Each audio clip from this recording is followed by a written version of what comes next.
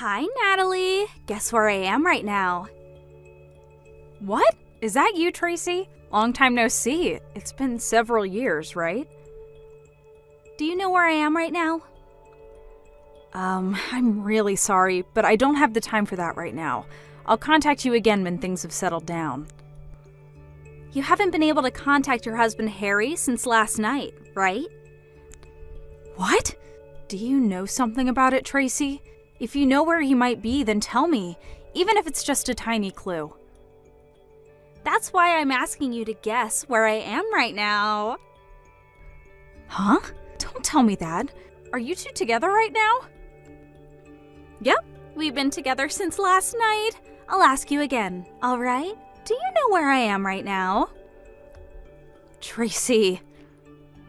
The answer is the Love Hotel in the town next to ours.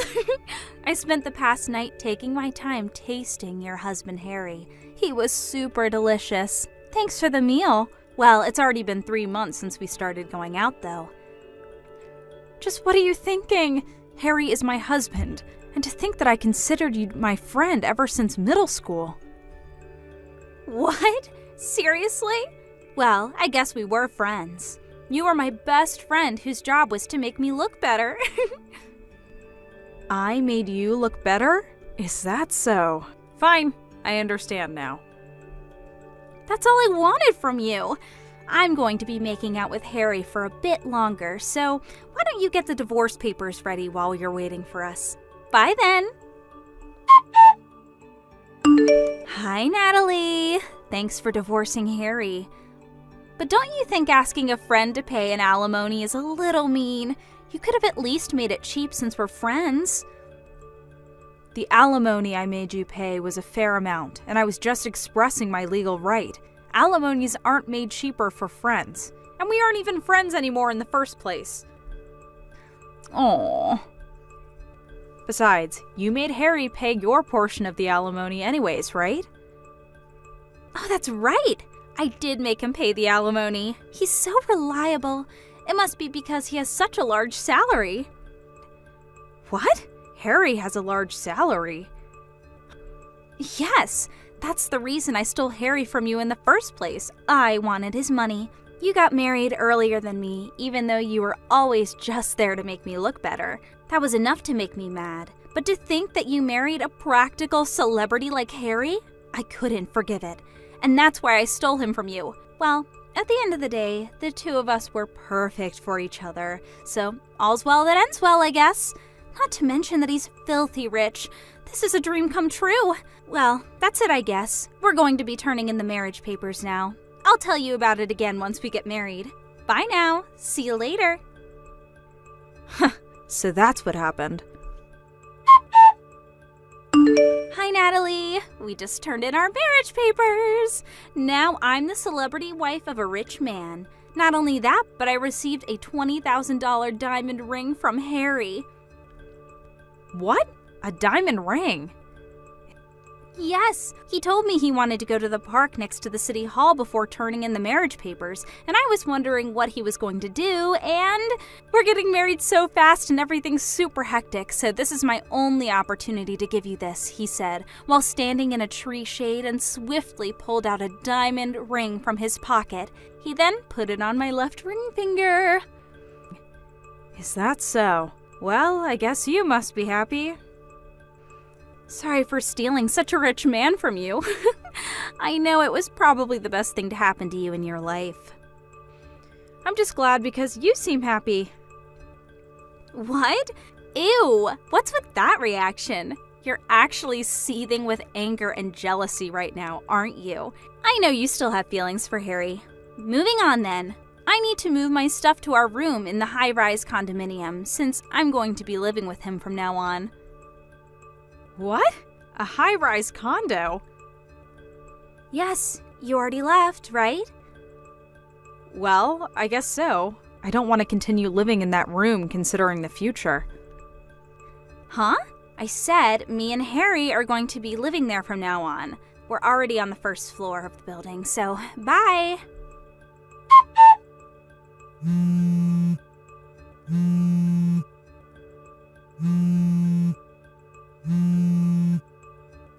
Natalie, answer my calls. What is the meaning of this? What? I can't get into the high-rise condo anymore.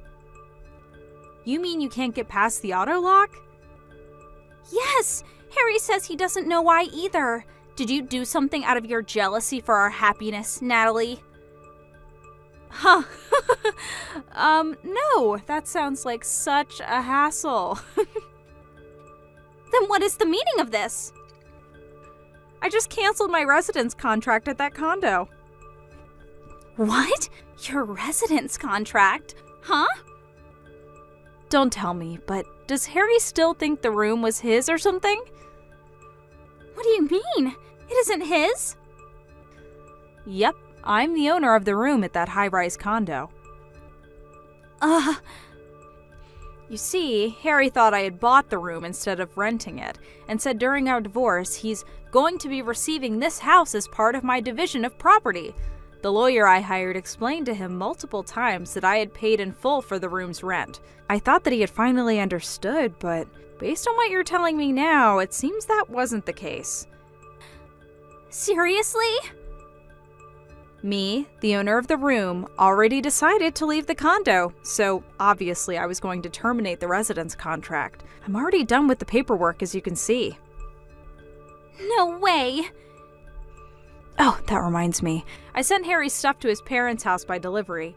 10 cardboard boxes are probably going to arrive by tomorrow noon, so tell him to pick it up, okay?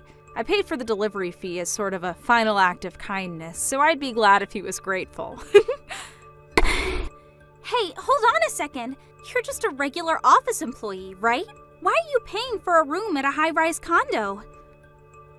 What? Didn't I tell you already? I inherited my aunt's company 2 years ago. Huh? Wasn't your aunt the CEO of a company that rents nursing equipment? Does that mean you're now the CEO of that company? Yes, it does mean that. That being the case, I wanted to try out living in a high-rise condo and enjoy its lifestyle. I was planning on living there for a few more years, but I decided to move out since the place was going to be ruined by memories of the divorce. It's a bit earlier than I had planned, but who cares? I thought to myself. I now moved to a 1 LDK room at a regular apartment. Seriously? And to think that I would be able to live the high-rise condo life. Not to mention that you are actually now rich. That just makes me even more annoyed. This is my life now. It won't change no matter how much you complain. Well, fine. At least I have Harry, who's filthy rich on my side. All we have to do is find a room in another high-rise condo. I think that might be impossible. Why? He's rich, remember? Well, no. He's actually unemployed. What? He quit his job half a month after we got married, you see. This is part of the reason why we only got married on paper, but never actually had a wedding ceremony. After that, I found out that he was cheating on me with you, and he was forced to pay me an alimony. He probably has no money left at this point, you know? What? But he has enough money to live in a high-rise condo. Are you actually dumb or something? I already said that I was the one paying the rent for that room. Besides, didn't you ever ask Harry what kind of job he did? Don't tell me you married him without even asking him what he did for a living. But I don't care what he did as long as he made money. Wait, that reminds me. He just nonchalantly gave me a $20,000 diamond ring for our marriage. He probably has some sort of side business that he didn't tell you about, and this side business makes a lot of money. Is that diamond ring this one? What? Natalie, what's the meaning of this? Why do you have a picture of my ring? He was supposed to have bought it after you two got divorced. That's my ring, you see? What? It's a cubic zirconia ring that I bought for myself. Cubic zirconia? It's a name of a stone that looks like a diamond, but is actually relatively cheap. The price of the ring was $20, by the way. $20? What do you mean? It's true that I do have a $20,000 diamond ring in my possession, given to me by my aunt, but it's scary to have something that expensive lying around the house, so I have it stored elsewhere. Then this $20 ring is what? I found it on an online shop, and it looked like the ring that my aunt gave me, so I bought it thinking that it would be a good decoy. I couldn't find it ever since I moved, so I thought I had lost it, but I didn't notice that Harry stole it. What? What he did is probably just theft, but it's not like I want it or anything, so I'll give it to you, Tracy. What is this? Huh? The wedding ring! Harry thought it was a $20,000 diamond ring your aunt gave you, so he took it as part of his property division. He said, so I had it checked out before we got married at the jeweler to be certain, and it was actually a cubic zirconia ring, just like you said. I told you, didn't I? Oh my God, what are you going to do about this? I just married a poor, unemployed man. Why don't you divorce him if you're not happy with the marriage? You say it like it's so easy. Come to think of it, I don't even have a place to live. I already canceled the residence contract at my apartment since I was so ready to move to a high-rise condo. Oh, that reminds me. Your parents' house no longer exists since your parents got divorced, right? That's right. My. What do you mean, my? You're the one who started all this mess, Natalie. How is this my fault? How was I supposed to know that you, the wife, were the main source of income? No one would have guessed such a thing. Why didn't you tell me sooner? You mean I was supposed to tell you after you stole Harry from me? But we're friends. Even if we were friends back in school, we hadn't been in contact for several years. I never had an opportunity to tell you all about me and Harry's situation, did I? But doesn't this mean that you were screwed the moment you decided to steal Harry from me? But it looks like all you can say is but, and it's none of my business what you do now that Harry and I are divorced, so figure this out between you and Harry, all right? Natalie, wait! Bye. Natalie!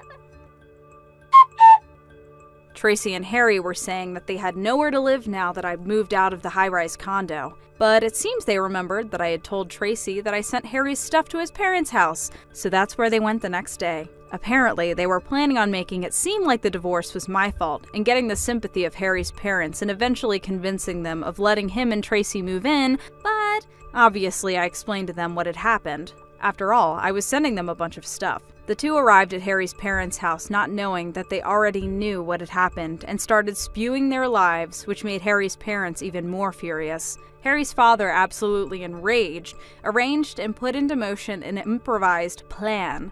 I handed over the two of them to my friend who's a fisher, so they won't be coming to land for a while, I think, he said. I imagine they were sent out on a deep-sea fishing boat, but I didn't think any further. Thank you for watching. Please subscribe and hit the like button. See you next time.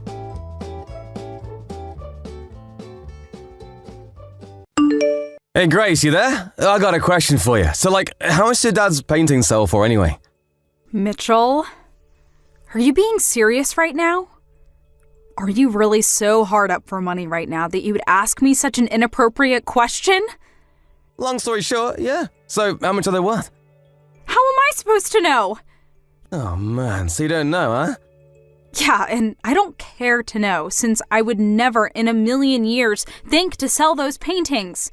They were Dad's parting gifts to Mom. Yeah, but Dad managed to make ends meet just on selling his paintings when he was alive, right? Seems to me like if he was able to do that, his paintings must be worth a decent amount. Yeah, and as long as those paintings are Mom's property and she has no intention to sell them, then they're not for sale, so it doesn't matter how much money they're worth. End of discussion. Got it? Aww. Hey Mom, how are you doing? It's been a while since I was there, so I was thinking about coming back into town this coming weekend. Do you have any plans? I'm doing fine, Grace. Thank you for asking. No, I don't have any plans at all. Feel free to stop by whenever you'd like. You just missed Mitchell and his wife Laura. They came by this morning to chat for a while and asked me to show them your father's old paintings. They did? Why? Laura was so taken with them that she asked if I wouldn't mind giving them a few to decorate their house with. I went ahead and let them take out a couple that they liked. Oh no, Mom! You gotta get them back! Call Mitchell right now and tell him to give them back to you! Why's that, Grace? Your father left them to me, but I consider them to be heirlooms for the whole family. Laura was very interested in seeing them. I don't see what's the problem with letting them put a couple up in their house. I'm sure they'll take perfectly good care of them. I don't see anything to be worried about. Yeah, Mom. I know that those paintings have a lot of sentimental value to you and I, but you can't forget that they also carry a high monetary value. Did you at least tell them explicitly that they're not allowed to sell them? Grace, what's gotten into you all of a sudden? I think you're worrying too much about nothing. Mom, you know Mitchell as well as I do. You know he would sell those in a heartbeat if he wanted to. He has absolutely no financial skills. His paychecks are nearly used up within a day or two of his payday. And just yesterday, he sent me a bunch of messages asking me to tell him how much Dad's paintings are worth. Isn't that suspicious? I got a really bad feeling from the way he was talking. And that's a big reason why I wanted to come home this weekend and make sure he didn't do anything really stupid. I had no idea that derelict would make his move so quickly. I should have messaged you right away after our conversation yesterday. This is all my fault. Grace, I'm telling you, you don't need to worry about a thing, dear. How can you be so relaxed at a time like this? He's definitely going to try and sell Dad's paintings. It's all over and done with, Grace. You don't need to concern yourself with anything. Huh? Wait, what do you mean it's over and done with? That's for me to know, and for you to find out. You're not making any sense. For now, you can come on down here this weekend like you had planned. I'll have your favorite cookies waiting for you when you get here. Mom, this is bad. I just got to Dad's studio, you know, the one where he stored all his paintings. Oh my, Grace, you're here already? You're much earlier than I expected. And you've caught me off guard, too. I was just about to head out to the store to buy the ingredients for your cookies. Mom, listen. The door to Dad's studio was unlocked when I got here. And when I looked inside, the whole place had been cleared out. Every single one of Dad's paintings is gone. Really? I thought this was too much for even them, but I checked the security camera footage, and sure enough, Mitchell and Laura were here last night, and they stuffed all of Dad's paintings into their car. Do you still have the key to Dad's study? Do you think they might have managed to make a copy of it? We've got to move fast, Mom. If we wait any longer, Mitchell's gonna sell every last one of them. We can't let them get away with this. Do you have any idea where they might have taken them? Grace, please calm down for a moment. Why can't you just explain what's going on, Mom?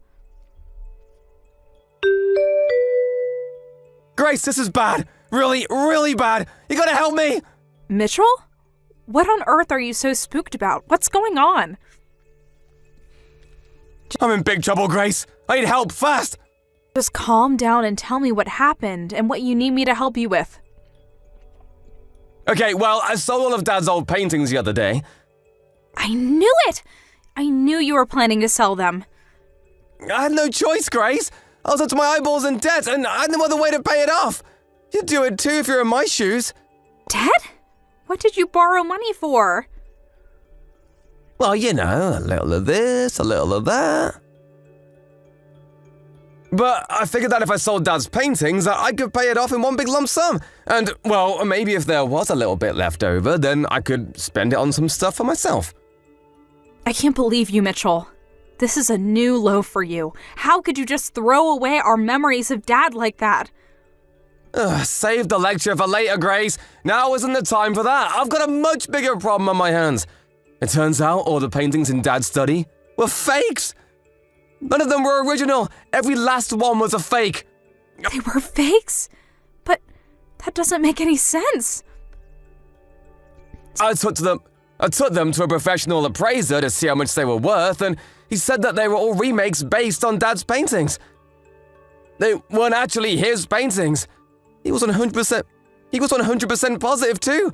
Dad's signature wasn't even on them, so there was no way they were real. So wait a second. All of the paintings that Dad kept stored in his study, they were all fakes? Yes, that's what I've been trying to tell you. The appraiser said that they were all copies that were made digitally, then printed off by a computer and placed into a frame, and even the frames were cheap knockoffs. The story is getting weirder and weirder. I know, right? I'm still in shock. I can't believe it. Give me a few minutes, Mitchell. I'm going to talk to Mom for a second. I'll be right back. Hey, Mom, where are you right now? Oh, hello, Grace. I'm at the art museum. There's an exhibit going on with pieces from an acquaintance of mine. An exhibit? Yes, for an artist who was classmates with your father back in art school. I'd met them a couple times over the years as well, so they were kind enough to send me an invitation. Oh, okay, well, that's nice. But I have something completely unrelated that I need to talk to you about, and it's urgent. Do you have a minute? But of course. How can I help you, dear? I just got a message from Mitchell, and he's super panicked. He said that he just took Dad's paintings to an appraiser, but the appraiser said they were all fakes. And? Is that all you have to say about this? I mean, is it true? There's always a possibility that he's lying and that he kept the originals, made the fakes by himself, and took them to the appraiser to cover his tracks. But I don't think Mitchell is that smart. So I guess I have no choice but to take him at his word, that the paintings he took from Dad's studio were legitimately fakes, and he's just surprised as I was.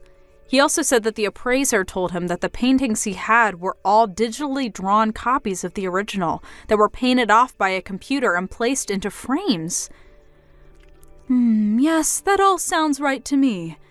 So, and this is just a guess here, but the fake copies that Mitchell and Laura took from Dad's studio, you made them, didn't you? And the painting that you said you gave them yourself a few days earlier, that was another one of your drawings, right? You're a clever girl, Grace.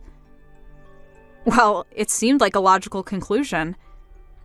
I knew that you worked as a background illustrator for an advertising firm back in the day, and I thought you had said something about using drawing software with a computer rather than a pen and paper. So, since neither I or Mitchell have any artistic talent whatsoever, the only other person who had both access to Dad's studio and had an art background was you, Mom. You figured that out all by yourself? Truly impressive, dear. Okay, now that that's out of the way, the last remaining question is, why did you do all that? To be honest, I felt that this would be the only possible way to teach that boy a lesson that would set him straight. Go on. It's been a hobby of mine for the last several years to take your father's paintings and do my best to recreate them digitally. Once I felt like I was getting better at copying them, I started printing them out onto full-size paper and placing them into frames to compare them side by side with the real ones. Then, the other day, your brother Mitchell came by, saw one of my most recent copies, and apparently couldn't tell the difference between it and the real one. Oh, is that the one you gave him? The one you messaged me about? Yes, that's the one. They were raving about how beautiful it was and complimenting your father's artistic ability. They seemed so convinced that it was the real thing that I just didn't have the heart to tell them otherwise. They must have taken my key to the studio and copied it when I was packing the frame into the box for safe transportation. And then, the day you came back into town, they waited until I had left the house to go into your father's studio and take all the paintings they thought were real. After that, they went down to the appraiser's place to have them looked at, and the rest is history. By the way, the appraiser they went to also happens to be a friend of your father's, and he called me after Mitchell and Laura left his office to tell me that they had brought my drawings to his store. Wow, you knew the appraiser? I guess that makes sense. It's not a very big art community around here. Yes, your father was quite the popular artist. I'd be surprised if there were any appraisers he wasn't friends with. Your father was quite a shrewd man as well. He foresaw the possibility that Mitchell would try to sell his paintings and made preparations to cut him off at the pass. He sent out messages through his colossal network of connections in the art world and made sure that any time any person tried to sell one of his paintings, that they would contact me immediately. Looks like his plan was a resounding success. Yeah, that explains why the appraiser called you. I was wondering about that. Indeed. Mitchell and Laura were still at his office when he called, so I had him tell them that the appraisal would take some more time and send them back home. Then, just today, I had him call Mitchell back and tell him the news, that he couldn't buy the paintings from them because they were fake. My guess is that Mitchell messaged you after getting off the phone with the appraiser. You said he sounded panicked. Wow, I'm really impressed. I never would have thought both you and Dad had planned for such an occasion as this. Oh, and by the way, don't worry about my paintings. The appraiser had them all returned to your father's art studio. And as for the originals, I've had them stored in a much more secure location for years now. So you don't have a thing to worry about, Grace. They're completely 100% safe. Okay, well, that does make me feel a lot better. But that still leaves the issue of Mitchell and Laura's debt. He told me that he was in debt up to his eyeballs and was planning to sell Dad's paintings in order to pay it all off. Yes, and I think it's high time I took care of that boy once and for all. What do you mean, Mom? It's just like I told you before, Grace. That boy's life took a turn for the worse ever since he married that awful Laura woman. I warned him not to marry her, that she would be a bad influence on him, but did he listen to his mother? Of course not. And look at him now, tens of thousands of dollars in debt that he used on exotic trips, fancy dinners, and casinos. Casinos? You mean he went into debt so he could gamble? I take back what I said about him. It's not that he has no financial skills. He's just an irredeemable moron. Good grief! I know how you feel, but I've made arrangements for him as well. You mean there's even more to you and Dad's plan for Mitchell? I told you that it's all over and done with, didn't I? When I said all, I meant it. I've made arrangements for Mitchell to deal with his debt. Oh boy, what did you do, Mom?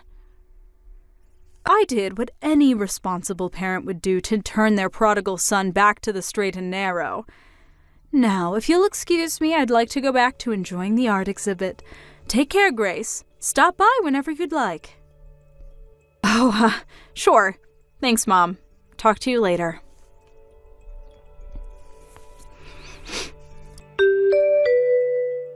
Grace, you gotta help me! What is it this time? This is bad, really bad, like super bad, I mean it. Okay, I'll bite. What is super bad, Mitchell? Brackwater! Brackwater? A black panel van just pulled up in front of our house and a bunch of guys with ski masks jumped out. They're saying they're with the Brackwater Company. Oh, they're the military contractor that Mom's cousin worked for a few years ago, right? That actually makes perfect sense. Now I know what Mom meant when she said she had made arrangements for you. Wait, what do you know about this, Grace? Tell me, please, and fast! They're a military contractor that operates in a lot of foreign countries that are in various states of civil unrest, and it seems like they've found their two newest recruits. Recruits? I didn't sign up for anything. Well, I have good news and bad news. The good news is it looks like Mom found you a job where you can work up all the debt you built up. The bad news is you might not be alive long enough to enjoy the debt-free life you've been dreaming of. You mean I might die? This can't be happening. Grace, you have to do something. Help me. You think I'm going to put myself on the line against Brackwater? Sorry, but I have better things to do than go up against a mercenary group like them. Didn't you watch the news? Every time someone tries to blow the whistle about their activities, they end up dying in strange circumstances. Grace, You can't let them take me, can you? Actually, I can, and I will. Grace! No! I really had Mitchell going with the whole Brackwater bit, didn't I? Well, unfortunately, the people who came to pick him up weren't a shadowy mercenary group. They were from a live-in work education program for derelict adults. Mom was aware they were coming to pick up Mitchell and Laura that night, and she pulled up in her car right after they did. Mitchell and Laura were already loaded into the van when she got there, and she was greeted to a chorus of bangs on the van walls and muffled sounds of terrified screams. She spoke to the leader of the team the two of them would be inducted into for a while about what sort of work they'd be doing over the next year, then turned and walked over to the van. Mitchell had a gleam of hope in his eye when he saw Mom coming, thinking she was going to save him from the terrible fate that awaited him. But she just went up to the window and said, "Have a good time, Mitchell," got back into her car, and drove home. Mitchell and Laura were put right to work in their re-education programs at separate facilities. They're doing everything from construction to sanitation to engine repair and all sorts of skills that might help them land a job that they'll be able to keep for more than a month or so. Hopefully, in between all the back-breaking labor, they'll find at least a little bit of time to reflect on their lives, think about how they got themselves into this situation, and make a plan on how to work their way out. Thank you for watching. Please subscribe and hit the like button. Hello, Kenyo. Thanks for your hard work today. You received your salary for last month today, right? Oh, hi, Tina. Yep, I got my salary. Like we promised, you can't just deposit from your bank account without telling me now that we're living together, alright? You only need 100 euros per month of allowance, right? Let me take care of your salary and all our other finances from now on. Alright. What, are you unsatisfied or something? Why? You don't trust me to take care of your salary for you or something? No, it's not that I don't trust you, but you've told me a lot of things about how we can save money, and I'm impressed at your knowledge. But I'm worried whether I'm going to be able to adopt that lifestyle as well. I've never had to be this careful with money, you see. Well, you must have had a comfortable life up until now. But I guess you're right. You see, I grew up in a poor household, so this stuff just comes naturally to me. You, on the other hand, are not very good at spending money-wise, after all, Kenyo. Come on, you didn't need to remind me. I already know for myself. Yes, I'm telling it to you because I think that saying it directly is for your own good. Do you really think I'll be able to get by for a month with just 100 euros? That's what you want me to do for now, right? Yup. Let me take care of all the other financial business, and I promise we'll achieve our goals in no time. I know that this is going to be difficult for you since you've used your money freely up until now, but now is the time to grit your teeth and pull through. You're right, but I wonder if I'll actually be able to do it. Even when I was in university, I had an allowance of 500 euros per month. Seriously? Looks like we've got a rich kid over here. On a serious note, are you really that worried? It's really not that hard, Kenyo. All you have to do is not spend money in places you don't need to. Like that road bike you bought last month. You used it a couple times in the first week, and you've never touched it since. How much did that cost exactly? It's not that I don't want to use it, it's just that I'm too busy. Besides, not spending money in places you don't need to is easier said than done. And yeah, I am worried. But you're going to be making me lunch boxes from now on, so I guess I won't have to use money on lunch anymore. I just think this will cut my expenses by a couple hundred euros. But still, my lifestyle is going to have to change a lot if I'm going to get by with only 100 euros per month. Alright, then think of it like this. If you're not going to be more careful with your money, then I'm not going to marry you. What? I don't want that. I knew that would motivate you. Then let's do our best, shall we? Right. I'll do my best. Yup, that's the spirit. Besides, it's not like you're the only one who's going to have to be careful with money from now on. I'm going to limit myself to an allowance of 100 euros per month, just like you.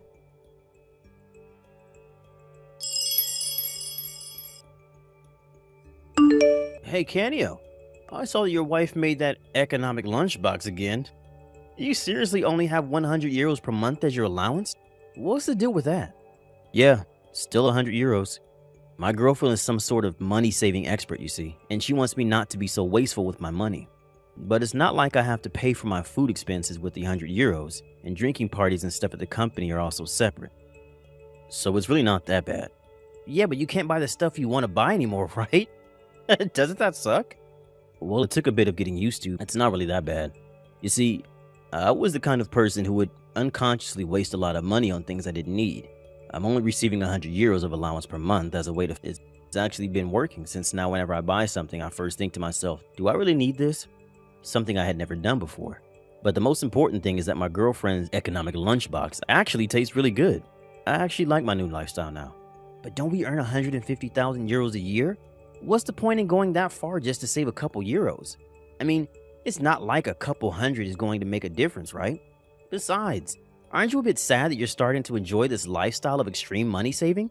We're amongst the top earners. We don't need to live like we're in poverty or something, Canio. At least consider the possibility that your girlfriend is conditioning you to become used to a life of poverty with all this saving. Huh? Why in the world would Tina need to condition me to a life of poverty? I know it may seem a bit extreme, but Tina said she grew up in a poor household, so apparently this stuff is normal for her. That's exactly what I'm talking about. It scares me how you just believe what your girlfriend says when she tells you to be more careful with money.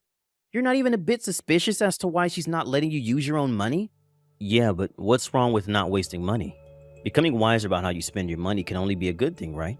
Most importantly, though, the reason I've adopted this new lifestyle is because I'm thinking about our marriage.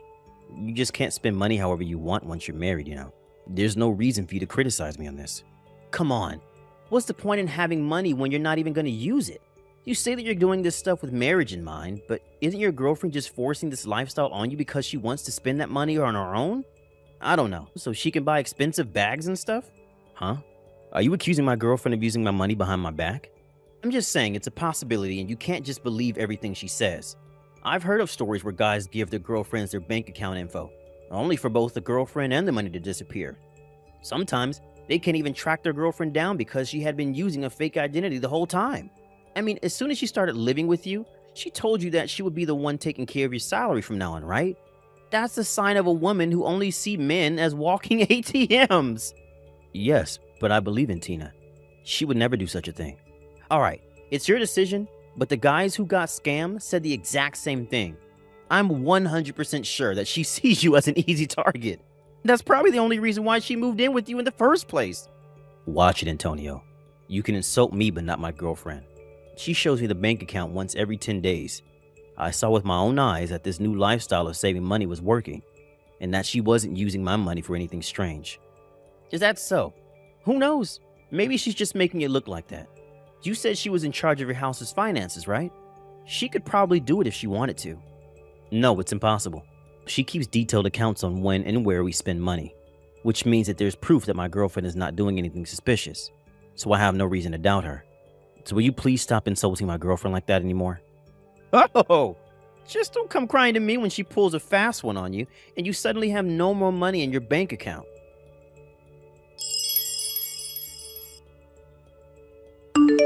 Kenyo, how was the lunchbox I made for you today? You see, we've been spending a bit too much this month, so I had to be a bit more economic than usual with your lunchbox. Don't worry, it was delicious. Really? I'm glad then. Yep, I've got no complaints. We've been spending too much since we had to buy a new rice cooker, right? Yes, it's been half a year since you started this new lifestyle, right? I'm a bit worried that you might be getting stressed out because of it. Are you sure it's fine? Yes, I'm completely fine. You always tell me whenever there are unexpected things we need to spend money on, and your lunchboxes are delicious, so I'm loving this new lifestyle. Letting you take care of our finances was a great decision. I never knew how wasteful I was with money up until now. I'm counting on you from now on as well, alright? Yep, thanks. It really means a lot to me that you appreciate what I've been doing.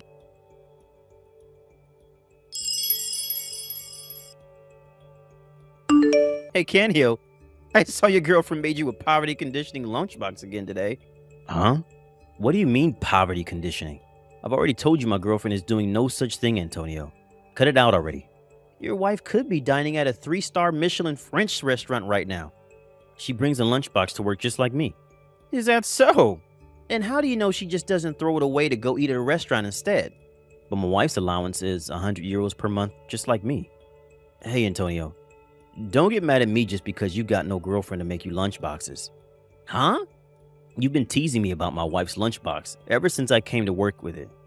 It's been 7 months already. To be honest, I was impressed at how you never got tired of it. But I'm tired of it. So could you cut it out already? What did you say? Well then, I think I'm going to continue enjoying the lunch my girlfriend made for me and get back to work. Shut up. Who said I don't have a girlfriend?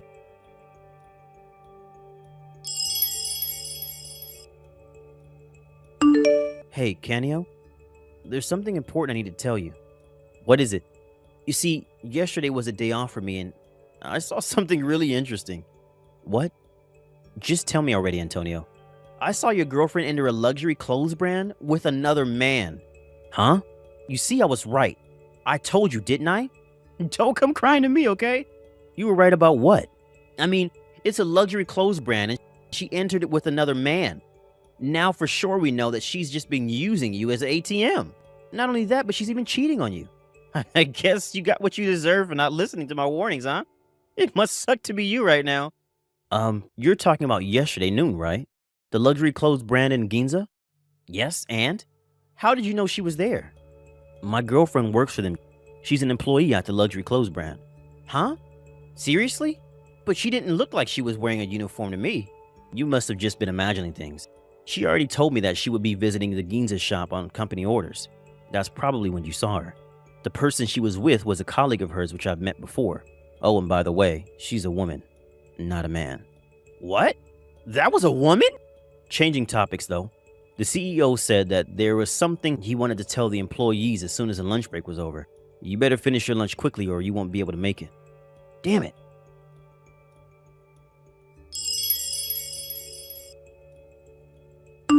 Tina, something terrible has happened. Kenyo? What's the matter? My company just went bankrupt. What? You see, the CEO of our company spoke in front of all the employees as soon as lunch break was over today and told us about how things haven't been going well for the company. He said they already did whatever they could, but it didn't work and now the company is going bankrupt. I see. That's a real shame, and I know it's going to be tough for the company employees. But for you, it's... Yep. I'm not going to let go of this opportunity. You see, I've already talked to some of my colleagues who I think will be useful. It was thanks to our money-saving skills that I was able to go into action immediately without hesitating. Because we had saved so much, we were able to reach the amount we needed faster than I expected. I'm so thankful for you, Tina. You say it like it's all my doing, but you worked hard as well, didn't you? You didn't go over your allowance of 100 euros per month even once. Yep. I'm still thankful for what you did, though. I would have never been able to do it without your knowledge, after all. Yeah, no problem. We can't let our guard down, though. We need to be careful with our money from now on as well. Just because we reached our savings goal doesn't mean you can start being wasteful with your money like you used to be, alright? Yep, got it. I'm counting on you, Tina. Canio!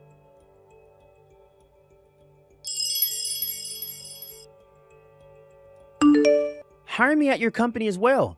And make sure to pay me at least 150,000 euros a year. Hi, Antonio. Hire me at your company and give me a salary of at least 150,000 euro a year. The company's still in preparation.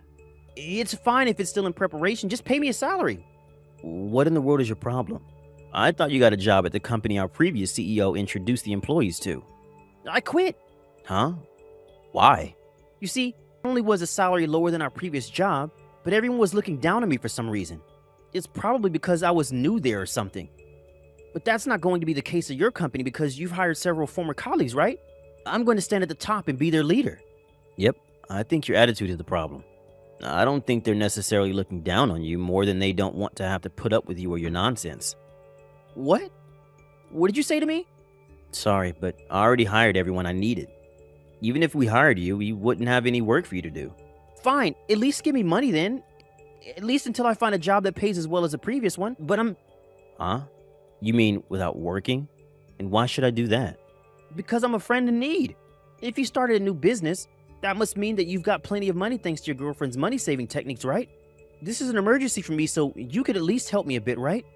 Sorry, but we're going to use that money to run the company, so I'm not going to give it to you no matter what. Besides, they gave all of us a bit of money when the company went bankrupt, right? Can't you use that to get by for now? I can't, it's all gone. My girlfriend, you see, she told me that there was no point in dating a man with no money and left with everything I had left. What? Seriously? Well, I feel bad for you, but it doesn't change the fact that I'm not going to be giving you any money, Antonio. I know. If you won't hire me at your company, then give me your girlfriend instead. Huh? Are you alright, Antonio? What you're saying right now is ridiculous even by your standards. It's not ridiculous. If you feel bad for me like you say, then give me your girlfriend. She's an employee at a luxury clothes brand, right? If a woman who works at a place like that and knows how to save money becomes my girlfriend, then it's fine if I don't work. Alright, I've made my decision. You're crazy, Antonio, if you think that either me or my girlfriend would agree to that.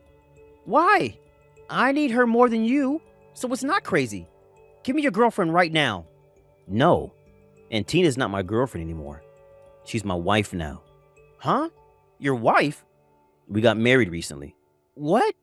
Look at you finding happiness and stuff. You got married and are now the CEO of a company. Meanwhile, my girlfriend left with all my money and I'm currently unemployed. This is unfair. Why not apply for financial support or find a job or something? Oh, and you should probably get your girlfriend who fled with your money to give it back. I'm asking you for this favor precisely because I can't do such things. It will be too humiliating.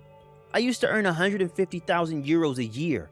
I can't just go and find a new job that will probably pay nowhere near that much. There's no way I'm going to ask my girlfriend to give me the money back either. It would look like I was in need of money or something. So hurry up and get a divorce so you can hand over this money-saving woman to me. Why, you better stop messing around. Finding a job is too humiliating. But what you're doing right now isn't? Huh? Our money-saving lifestyle worked not just because of Tina's knowledge, but also because I grit my teeth and push through. Someone like you who doesn't even want to get a job won't be able to pull it off even if you have my wife to help you. But what am I supposed to do then? I don't have a job and I don't have any money left either. Then go and get a job, you dumbass. You say that like it's easy. It's not my problem. Bye.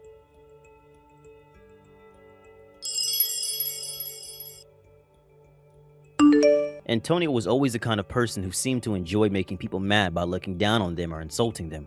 But apparently, while I was away on a business trip one day, Antonio came to our new company's office with his resume in hand saying, "I'll work for you people." One of our employees kindly explained to him that we weren't currently hiring and turned him away, but he got pissed at this and started going on a rampage. Of course, we called the police on him, and he was taken away with the extra charge of obstruction of official duties for getting violent with the police. At a later date, we made him pay for the equipment he destroyed when he went on his rampage, and also for obstructing work in the office. Antonio went into debt because of this, and it seems that his parents finally found out about his situation around the time and forcefully brought him home into his hometown in the countryside. Apparently, he now works at a 24-hour factory owned by his uncle, barely able to sleep every day because he needs to pay off his massive debt somehow. Thank you for watching. Please subscribe and hit the like button. See you next time.